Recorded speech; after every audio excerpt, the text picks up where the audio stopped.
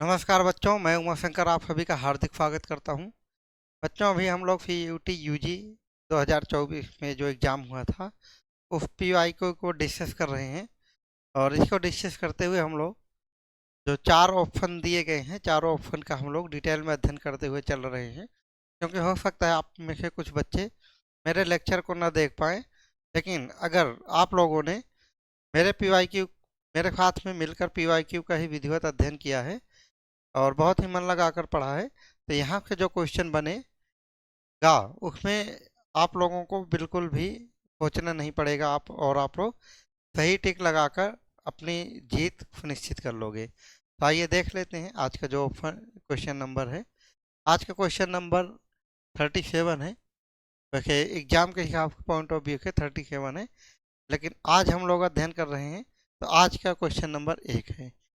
यहाँ पर statement wise question दिया गया है कि कुछ 5 स्टेटमेंट दी गई हैं और उनमें से हमें पढ़ पढ़ के देखना है कि कौन सी स्टेटमेंट सही है, कौन सी स्टेटमेंट सही नहीं है। तो आइए देख लेते हैं। बनारस हिंदू विश्वविद्यालय के उद्घाटन के समय गांधी जी से संबंधित निम्नलिखित कथनों में से कौन सा सही है। जिस दिन बनारस हिंदू विश्वविद्यालय का उद्घाटन हो रहा था वो था बसंत पंचमी का दिन, और वो डेट थी 4 फरवरी 4 फरवरी 1916। 4 फरवरी 1916 के हुई मदन मोहन मालवीय ने इसका उद्घाटन किया था। इसकी स्थापना की थी।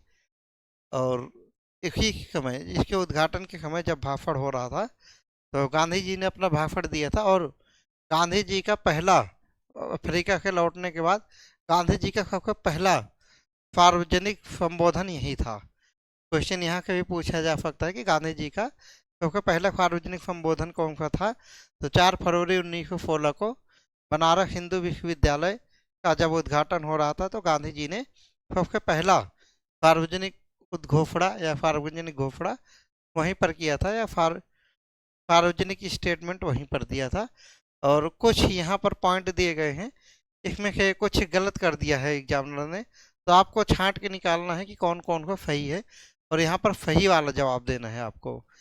जहाँ इस बात का ध्यान रखना है कि एग्जामिनर सही पूछ रहा है कि सही नहीं है वो पूछ रहा है। तो एग्जामिनर यहाँ पर आपसे सही जानना चाहता है कि गांधी जी ने जो जो बात कही थी और जो एग्जामिनर लिखा है, एग्जामिनर हम वही बात को छांट कर निकालेंगे जो गांधी जी ने वहाँ पर बात कही होगी। तो ऑप्शन नंबर ए में है, गांधी जी ने भारतीय अभिजात वर्ग पर श्रमजीवी गरीबों की चिंता न करने का आरोप लगाया। ऑप्शन नंबर बी में है, यानी कि इसका मतलब है कि गांधी जी कहते हैं, जो ऑप्शन नंबर ए है, कि जो अभिजात वर्ग हैं, जो अच्छे लोग हैं, वो गरीबों की चिंता बिल्कुल नहीं करते हैं। ऑप्शन नंबर बी में है, गांधी जी अमीर कुलीनों और लाखों गरीब भारतीयों के बीच के अंतर के बारे में चिंतित नहीं थे। ये यहाँ पर नहीं दे दिया गया है, आप लोगों को विशेष ध्यान रखना है कहाँ कहाँ पर नहीं का प्रयोग किया गया है। तो गांधी जी ने कहा था, हमारी मुक्ति केवल वकीलों, डॉक्टरों और अमीर जमींदारों के माध्यम से ही हो सकती है। यानी कि गांधी जी का ये मानना था कि जो हमारी मुक्ति हो सकती है या जो हमें फ्रीडम मिल सकती है वो किससे मिल सकती है। या तो हम वकील वकील को मीडिएटर बनाएं, या हम डॉक्टर को मीडिएटर बनाएं, या हम अमीर जमींदारों को मीडिएटर बनाएं, तभी हमें फ्रीडम मिल सकती है। जैसे आप लोग देखते हैं ना, अमेरिका कहता है कि मैंने भारत और पाकिस्तान का युद्ध रुकवा दिया, यानी कि मीडिएटर का काम कर रहा है। कतर को आप लोग जानते ही हैं, किसी भी दो देशों में युद्ध हो रहा हो तो मीडिएटर का काम कतर ही करता है। तो ऐसे ही गांधी जी ने कहा था कि वकील, डॉक्टर और जो अमीर जमींदार लोग हैं, अगर हम लोग इनको मीडिएटर बनाए हमारे और अंग्रेजों के बीच में, तब हमें फ्रीडम बड़े आराम से मिल सकती है।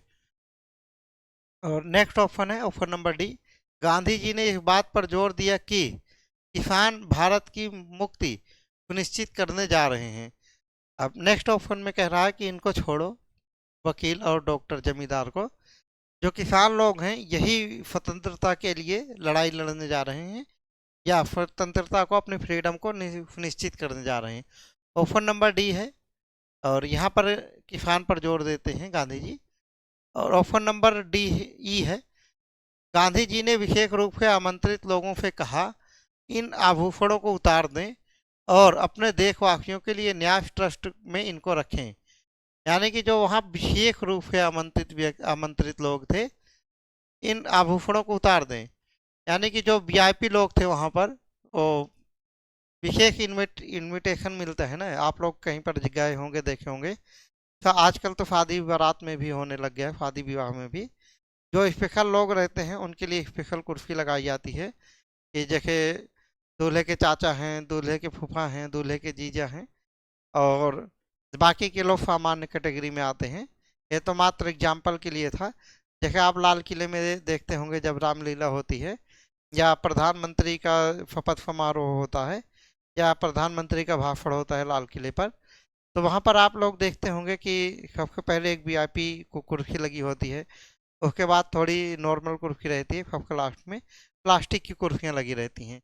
तो जो सबसे आगे वाली कुर्सी पर लोग बैठते हैं, सबसे आगे वाली कतार में बैठते हैं, उनके गांधी जी ने कहा था कि अपने आभूषणों को उतार दें और भारत को स्वतंत्र करवाने के लिए इसका यूज करें, भारत का जो ट्रस्ट है इसमें डाल दें। आइए देखते हैं इसमें कि गांधी जी ने क्या क्या बात कही थी। तो सबसे पहले जो इन्होंने अभिजात वर्ग पर कहा था, अभिजात वर्ग श्रमजीवी गरीबों की चिंता ना करने का आरोप लगाया।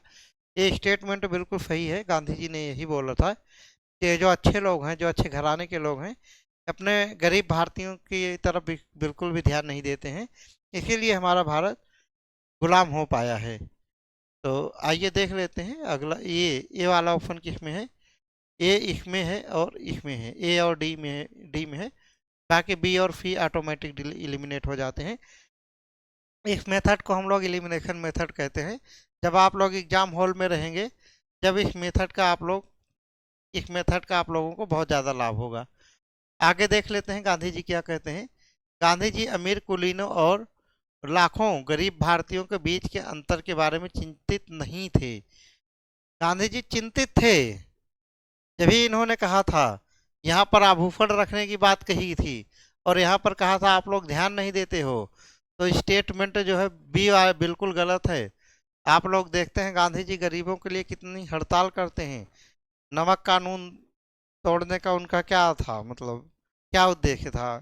वो तो वकील थे खुद ही, वो तो महंगा से महंगा नमक खरीद के खा सकते थे। हालांकि उस समय टाटा नमक नहीं था, टाटा तो बहुत आज़ादी के बाद की बात है।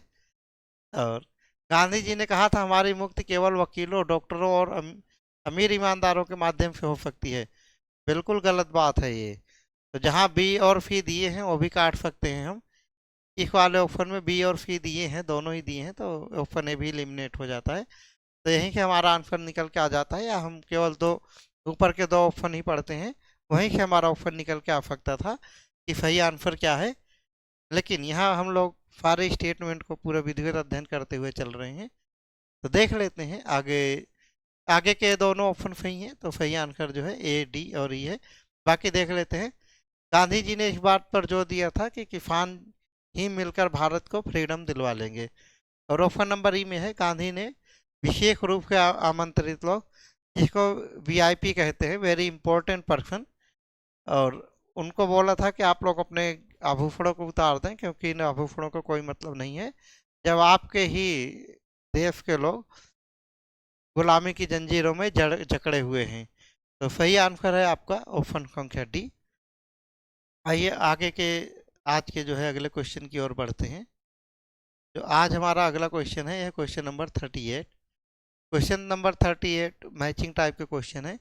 यहाँ पर एक साइड में चार व्यक्तियों के नाम दिए गए हैं और दूसरे साइड में इनके इनके संबंधित कुछ तथ्य दिए गए हैं। या तो एक फीड में ही हो सकते हैं, या तो अलग अलग हो सकते हैं। आइए इनको मिलाने की कोशिश करते हैं। तो सबसे पहले जो सूची एक है, इसमें चार जो विकल्प दिए गए हैं वो ये हैं। ए में है खिलाफत आंदोलन, बी में है जलियांवाला बाग नरसंहार, सी में है कमाल अतातुर्क, डी में है लुई फिशर। जो सूची नंबर 2 में है यह है गांधी जी के जीवनी लेखक। और ऑप्शन नंबर 2 में है तुर्की शासक। ऑप्शन नंबर 3 में है 1919 और ऑप्शन नंबर 4 में है 1919 से 1920। तो आइए देख लेते हैं इसमें। एक तो अगर कॉमन सेंस लगाएंगे तो आप लोग कॉमन सेंस से भी आंसर दे सकते हैं। बाकी देख लेते हैं क्या है। सबसे पहले ए से मिलाते हैं। खिलाफत आंदोलन 1919 में चालू हुआ था और 1920 में ख़त्म हुआ था। खिलाफत आंदोलन इसलिए हुआ था 1919 में, जो वहाँ के शासक रहते हैं, जो जिनको हम लोग खलीफा बोलते हैं, कमाल अतातुर्क पाशा, तुर्की में उनके खलीफा का नाम होता है कमाल अतातुर्क पाशा। और अंग्रेज लोग क्या करते हैं, ब्रिटिश लोग, तुर्की को ओटोमन साम्राज्य भी कहा जाता है।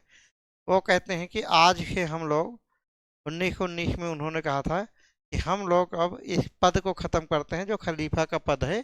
तो कमाल अतातुर्क पाशा को खलीफा के पद से हटा दिया था और उसी के लिए यहाँ पर भारत में विद्रोह छिड़ गया ब्रिटिशों के खिलाफ और उसी को खिलाफत आंदोलन कहा गया। और ये 2 साल तक चला था, 1919 से स्टार्ट होकर 1920 में चला था। और इसके जो नेता होते हैं और होते हैं अली बंधु, जिनको शौकत अली और मोहम्मद अली कहा जाता है। अली बंधु, अली बंधु, अली बंधु होते हैं। इनका नाम होता है मोहम्मद अली, मोहम्मद अली, मोहम्मद अली। और जो दूसरे भाई होते हैं इनका नाम होता है शौकत अली। ये दोनों भाई मिलकर यहाँ पर खिलाफत आंदोलन शुरू करते हैं। लेकिन 1920 में आ गए मैडम, लगा लो आप, मेरा मिनिमाइज करके लगा लो। और ऑप्शन नंबर बी है। अभी ये वाला क्वेश्चन आप लोगों को डिटेल में कल करवाऊंगा, लेकिन अभी मैं शॉर्ट में आप लोगों को बता देता हूँ। जलियांवाला बाग नरसंहार 13 अप्रैल 1919 को हुआ था। और कमाल अतातुर्क, ये तुर्की शासक होते हैं और तुर्की के ये संस्थापक भी होते हैं। और इनकी मृत्यु 1938 में होती है, तो अपनी मृत्यु तक ही ये वहाँ के शासक के रूप में रहते हैं। और लुई फिशर जो हैं, ये महात्मा गांधी की जीवनी के लेखक रहते हैं।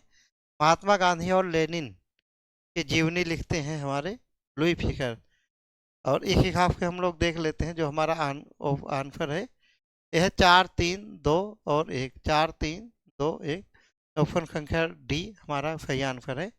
तो बच्चों कल इसको ही क्वेश्चन नंबर 38 को ही पूरे डिटेल में एक्सप्लेन करेंगे। और कल तक के लिए जय हिंद, बाय बाय।